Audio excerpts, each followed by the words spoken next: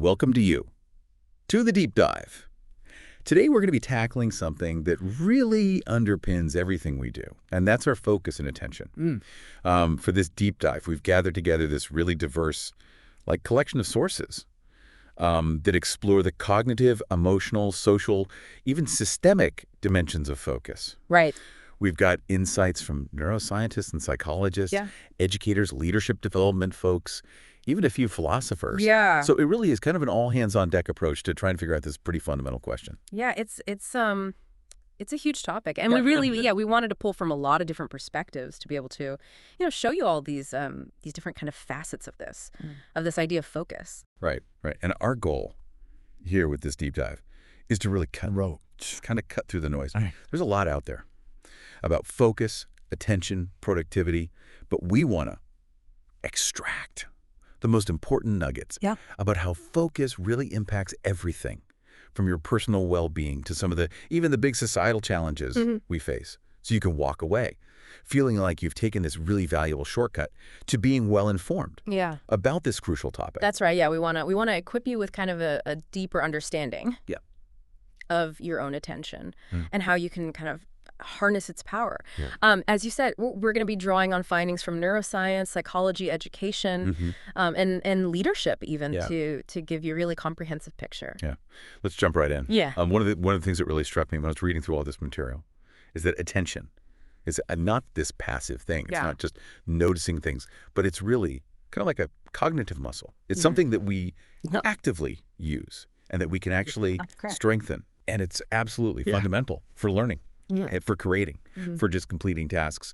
But there's also this growing concern in our, always-on digital world that we might be weakening this crucial ability, right? So this erosion of sustained attention, the ability to sit down and really focus on something for an extended period seems to be at risk as we kind of, get more accustomed to this constant barrage of stimulation. And this actually came up in one of the sources we read from a college student who was observing like a deep sense of loneliness amongst their peers, even amidst all of these digital connections. And I thought those were really interesting kind of dichotomy, right? Right. On the one hand, they're super connected through social media and technology. Yeah. But there's this underlying sense of loneliness, and the student kind of attributed that to the fact that so much of their time is spent, this shallow interactions, this inability to just truly be present in a real world experience without immediately having to share it online and get that external validation.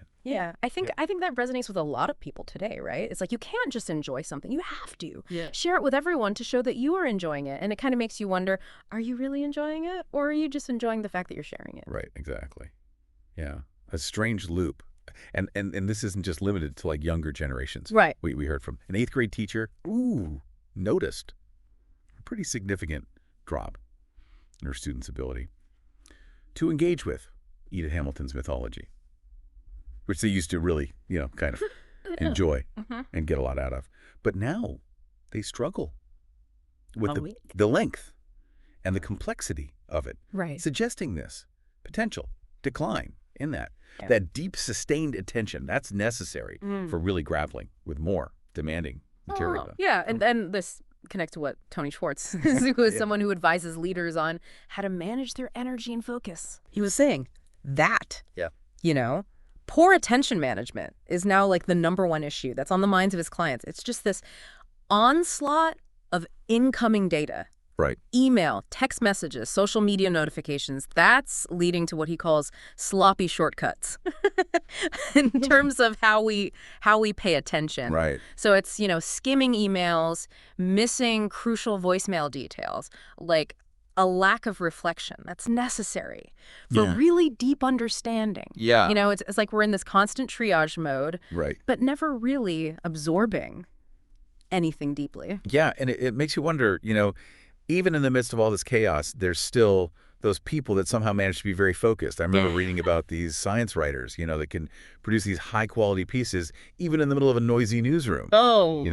Yeah. It's amazing. Oh, yeah. These incredible examples of focus, even amidst, a ton of distractions. Yeah. And that's, what William James, the famous psychologist, referred to as selective attention. Right. It's that ability to lock on to a single target despite a flood of distractions. It's like the mind taking possession of one clear object of thought from, many possibilities. Right. And I think, it's important to remember that when we're talking about these distractions, we're talking about two main types. There's the sensory distractions, like, the noise in the newsroom, or, maybe you're not even consciously aware of the feel of your clothes on your skin right now, but then there are the more powerful emotional distractions. Right. And those can really hijack our focus, right? I mean, you can be super diligently working on something and completely oblivious to the background noise. But the moment you overhear your name in a conversation nearby, bam, your attention is just instantly hijacked. Right. It's that emotional pull. It's just so hard to resist. And that disrupted focus can really have tangible consequences. For instance, some research with college athletes found that, that there was this really clear link between how easily their concentration was disrupted by anxiety and their performance in their sport. The more easily their focus was disrupted by these anxieties, the poorer they tended to perform. So it actually had a measurable impact on their athletic ability. Yeah. Wow, that's fascinating. And this is where it starts to get really interesting, right? Because now we're getting into kind of the brain's architecture, the way that our brain is set up to manage all of this. And it turns out the prefrontal cortex, which you can kind of think of as the CEO of your brain, right? It's the part that's responsible for planning, for decision-making, but also for directing your attention, plays a really crucial role in maintaining focus. It's kind of like this: conductor boosting the signals that it wants you to pay attention to, and then actively dampening down those distractions. Right. So strengthening this prefrontal cortex is key to better focus. And what's fascinating about that too is that, because focusing requires us to, tune out that emotional noise, those same neural circuits, they also help us to inhibit those emotions. So it's like the people that are really good at focusing, they also tend to be more resilient to those emotional ups and downs. They're able to kind of stay calmer in a crisis because they're better at managing that emotional interference. That makes a lot of sense. Yeah. And it also highlights the tax. Yeah. The flip side, right? Yeah. Like the importance of being able to shift focus. Right. Like we can't just get stuck in these attentional ruts. Failing to disengage from one focus and move to another can really trap the mind in these repeating loops of anxiety, depression, even like obsessive compulsive behaviors. And this kind of raises a question about, okay, so what happens when our focus does wander, right? Yeah. Because our minds do tend to drift off task pretty frequently, it turns out. What's happening in the brain when this occurs is that it activates circuits that are unrelated to what we're trying to learn. So that lack of focus means that we don't form those clear, easily retrievable memories of the material. Right. So we're not learning as effectively when our mind is off wandering. And that's almost like our brains have these two semi-independent operating systems. Right. Think of it as having two minds. So there's the bottom-up system, which is fast, automatic, constantly multitasking. And this is what's driven by those immediate stimuli. A stylish outfit, a catchy jingle. It operates largely outside of our conscious awareness. So just, busily processing information in the background. But then there's the top-down system, which is slower, more voluntary. And this requires effort. This is where our self-control resides. The part that can override those automatic routines and emotionally driven impulses. It's also what allows us to learn new things, make plans, direct our attention intentionally, like maybe you. Choose to, really appreciate a beautiful sunset. Right. So it's almost like the, voluntary attention, willpower, that's all top down. But the kind of reflexive urges, the habits, those are more bottom up. Precisely. And it's important to remember that, what we are consciously aware of, that top-down activity, is just the tip of the iceberg. The vast majority of our mental processing is happening backstage in that purring bottom-up system. And so how does this relate to, we all have this experience of overthinking things. Right. And then making mistakes. Right. Because we were thinking too much. Like how does that fit into all of this? So that's a really key application of this. Remember the Olympic hurdler Lolo Jones, who famously hit the 9th hurdle because she started thinking about her technique. Oh, yeah. That's a classic example of that top-down interference, disrupting that really well-honed bottom-up skill. Yeah. She shifted from relying on those automatic motor circuits to consciously trying to control her movements, and it backfired. Right. And we see this with athletes all the time, right? Ooh. Who have practiced a move thousands of times. Right. And then suddenly in performance, they start consciously analyzing, their form and their execution gets worse. Yeah. Right. It's like soccer players, fumbling the ball when they try to think about which part of their foot is controlling it. Or baseball players, messing up their swing when they're too focused on like the trajectory of the bat. Yeah. It's just like, it's ingrained. And then thinking about it makes it worse. Yeah. In a highly skilled athlete, the motor cortex, it has those movements deeply ingrained, right? Mm-hmm. So it operates best when left to its own devices. Right. And when the prefrontal cortex kicks in and we start, consciously thinking about, how we're doing, what not to do, we hand over some control to these circuits that are, good at thinking and worrying, but not at performing the action itself. Right.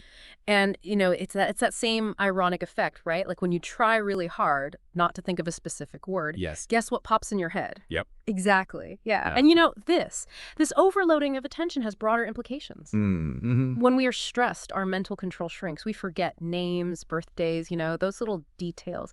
And researchers even think that there might be this link between this rise of digital distractions and the resulting, cognitive overload and weakened self-control, potentially even contributing to things like, the rise in obesity. Wow. So it's all connected. Yeah. So how can we actually take more control of our focus, right? Like how do we learn to direct and redirect effectively? Well, anxiety, for example, can create this bottom-up bias. Okay. Right? It causes us to fixate on perceived threats. Mm-hmm. So, for example, someone with social anxiety, they're going to be hyper alert to any sign of rejection, maybe a fleeting negative facial expression. And that just sort of feeds that anxiety. Right. Yeah. And that hypervigilance can become this self-fulfilling prophecy, leading them to avoid social situations altogether. Right. But there are some interesting interventions. Like there's what's called cognitive bias modification, or CBM. Okay. And this is basically like subtly retraining your brain's automatic reaction. So retraining. Yeah. The autopilot. Right. So for example, with socially anxious individuals, it might involve, tracking these flashing lights on photos of audiences. Right. It's almost like this. Invisible therapy that's gradually shifting their attentional focus away from those perceived negative cues. Interesting. And you mentioned that our personal inclinations also play a big role in what automatically captures our attention. Right. Absolutely. Yeah. Our emotions act like this really powerful filter for our bottom-up attention, So that's why someone struggling with addiction might be immediately drawn to, an ad for their substance of choice, or, someone dreaming of a vacation. They instantly notice, images of tropical beaches in a magazine. Right.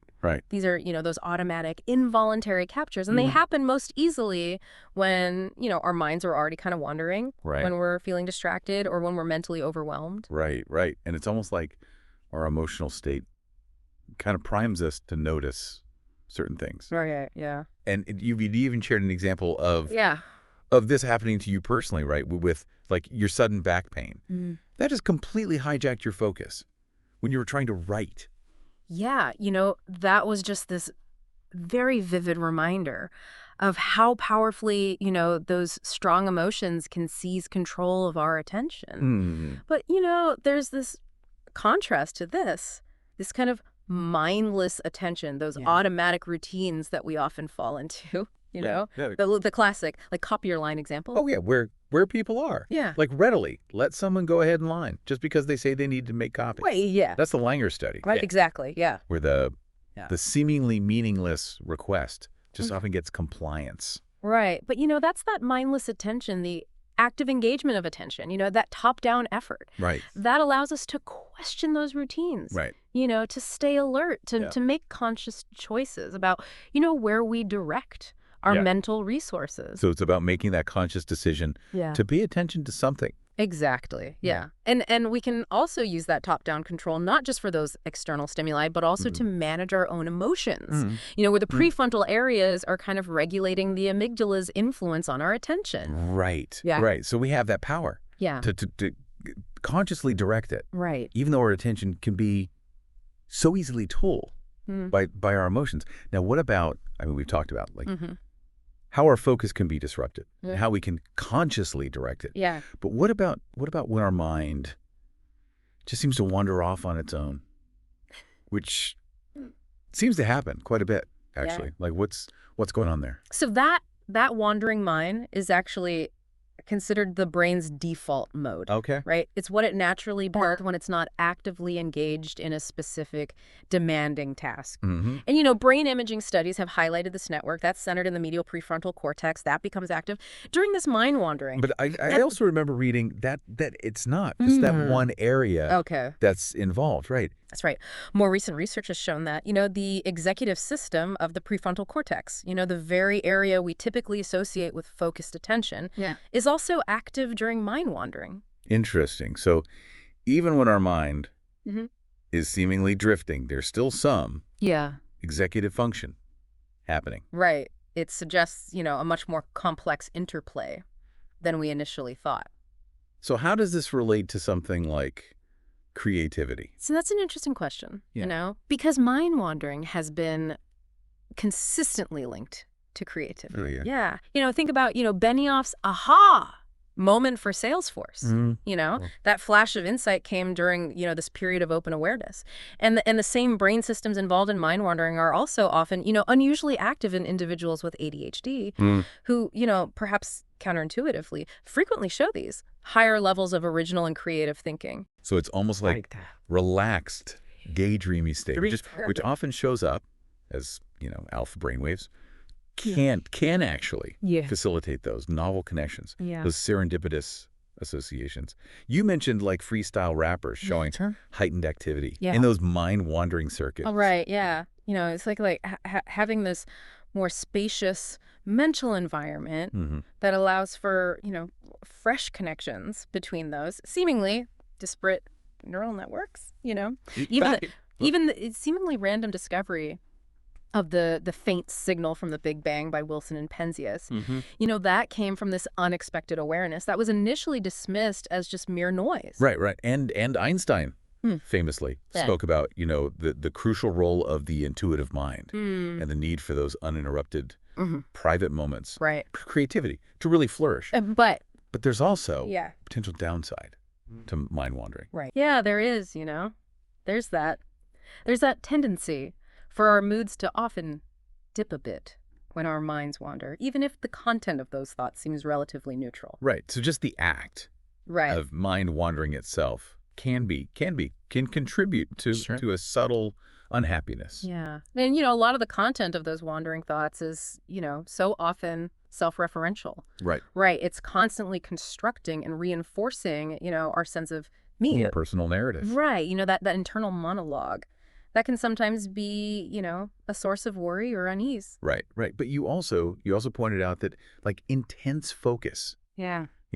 Like the kind that you might experience in a really engaging or even dangerous sport can actually bring this profound sense of peace and joy by temporarily silencing that self-referencing network. Absolutely. Yeah. That complete immersion in the present moment can temporarily quiet that inner chatter. And that brings us to this idea of cultivating a here and now focus, right? As kind of a powerful antidote to that excessive mind wandering, that practice of just simply being present in the current moment. Oh, right. As Huxley beautifully described an island. You even shared a study about readers of Sense and Sensibility showing like erratic eye movements, right, suggesting that there's a lot of mindless reading going on when their minds wander. Yeah, exactly. Away from the text. And it shows how easily, a wandering mind can disrupt our ability to fully engage and comprehend what's right in front of us. Okay, let's shift gears a little bit and talk about this concept of open awareness. Okay. What distinguishes this from our everyday attention. So open awareness, we describe it as, this non-reactive, kind of panoramic attention to the present moment. Okay. Right. So think about, maybe you're waiting behind a ridiculously slow customer at the checkout. Right. Instead of getting immediately frustrated, you might simply, notice the background music, the other shoppers, the way the light's hitting, the vegetables, it's just this, you're just aware of everything that's happening around you without that kind of emotional judgment. Okay. Right. So it's non-reactive. Exactly. Yeah. The direct opposite of that emotional reactivity. That immediately narrows our focus to whatever's upsetting us, Someone stuck in that reactive mode might stew for ages over some minor inconvenience. Wow. But open awareness, allows us to experience that richness of the moment without those emotional hijacking. Okay, so it's about being present in the moment. Yeah. Without judgment, basically. Exactly, yeah. And that applies to our inner world as well. We become more aware of our feelings, our physical sensations, even our fleeting thoughts without, immediately judging or analyzing them. As Davidson points out, this capacity to simply remain present with our attention open in that panoramic awareness allows us to attend with equanimity. Okay. Without getting, caught in those automatic bottom-up captures. And that subsequent cycle of judging and reactivity can even help, decrease the frequency of mind wandering. It's not, the goal isn't to stop our minds from wandering altogether. Right. It's to develop more control over when it happens. Right. Okay. So we've talked about how our focus can be, easily disrupted. Yeah. And how we can, consciously direct it. Right. But what about when our attention gets fatigued? Right. Because it definitely feels like that happens, after a long day. A long day of concentrated work. It absolutely does. Yeah. Tightly focused attention, just like any muscle, it gets tired when we, push it too hard for too long. Right. And, we start to see those signs, right? Decreased effectiveness, increased distractibility, even irritability. Right. These are all signs that, that sustained mental effort has actually, depleted our neural energy reserves. Okay. So just like tired muscle needs, like physical rest, what does? A tired mental muscle need. The antidote is rest. Okay. But it's specifically, it's switching from that effortful top-down control to more passive bottom-up activities. Okay. Okay. In restful settings. And ideally, that setting is nature. Okay. This is Stephen Kaplan's attention restoration theory, which is a really well-regarded theory. Okay. Specifically argues that natural environments are particularly effective at restoring our attentional capacity. Right. And that actually does make a lot of intuitive sense. Right. Yeah. Like if you think about, a leisurely walk in the woods versus, navigating a busy, stimulating city street. Like they just feel very different. Exactly. Mentally. Yeah, You mentioned some studies showing the benefits of, spending time in nature, even just looking at, nature scenes. Right. Or murals compared to urban environments. Yeah, exactly. But there's also this idea of, engaging in full focus on something relaxing. Okay. Right? Yeah. It's about immersing those sensory systems in a passive way. Yeah. Intentionally switching off. Right. That demanding, effortful focus. Okay. Anything that we can kind of get, enjoyably lost in can work wonders. So it's almost like giving the mind something else to focus on, but in a very kind of passive, receptive way. Right. Yeah. And it reminds me of that survey that you mentioned, that found that lovemaking was considered the most like focusing and pleasant activity. Right. Which I thought was just this really interesting illustration of that idea that really deeply engaging sensory experiences can be really restorative. Absolutely, yeah. Now let's move on to a concept that feels deeply intertwined with our ability to focus effectively in all of these areas, and that's self-awareness.